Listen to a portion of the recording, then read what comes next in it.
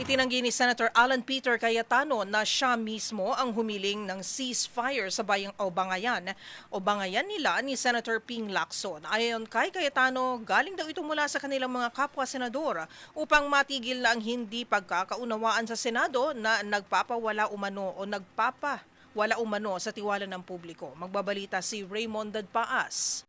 Todo depensa si Senate Minority Leader Alan Peter Cayetano sa pinalutang ni Senador Panfilo Ping Lacson na siya ay nanghihingi ng ceasefire sa kanilang bangayan.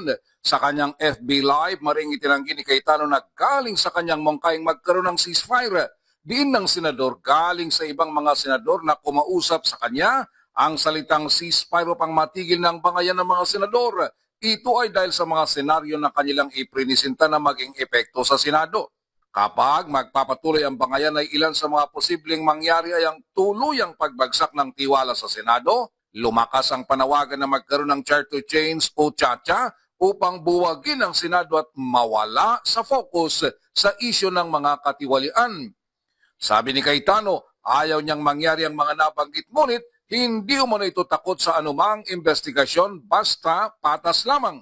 Muli nitong iginit na walang mga ghost project sa Taguig at kung may akusasyon ay dapat specific at tukuyin kung anong proyekto.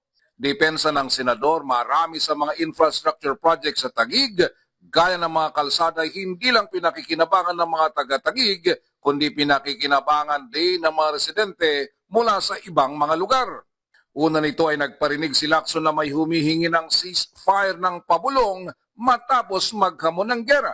Hindi nito tinukoy si Cayetano ngunit malinaw na ito ay karugtong ng kanyang akusasyon na may mga maanumalyang infrastructure project sa Taguig. Meron umanong ghost project, double appropriation at lumang larawan na ginamit para lamang makasingil sa gobyerno. Para sa MBC TV Network News, ito si Raymond Dadpaas ng DZRH, una sa Pilipinas, una sa Pilipino.